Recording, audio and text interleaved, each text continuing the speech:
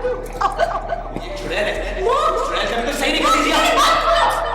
इस शलाका की वजह से चुड़ैल बन गई। शांति। निशिगंधा के सामने आया दिया के पिछले जन्म का सच। निशिगंधा के उड़े होश किया सवाल।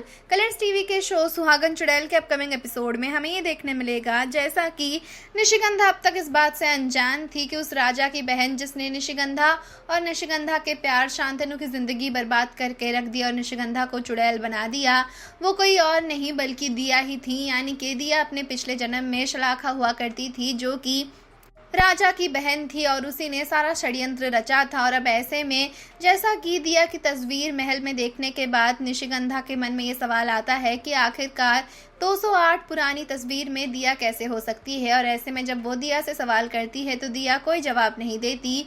जहां पर जब एक पुरानी तलवार उठा लेती है निशिगंधा तो उस तलवार को छूते ही निशिगंधा को सारा अतीत याद आ जाता है और वो ये देख लेती है कि दिया ही शनाखा हुआ करती थी। और यहाँ पर दिया की हकीकत जानने के बाद निशिगंधा के होश उड़ जाते हैं।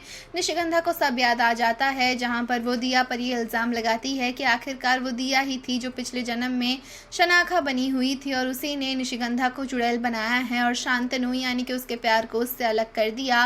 और इस जन्म भी निशिगंधा से मोक्ष को छीन रही है दिया। क्या होने वाला है आगे जानने के लिए जुड़े रहें हमारे साथ और हमारे चैनल को सब्सक्राइब करना ना भूलें।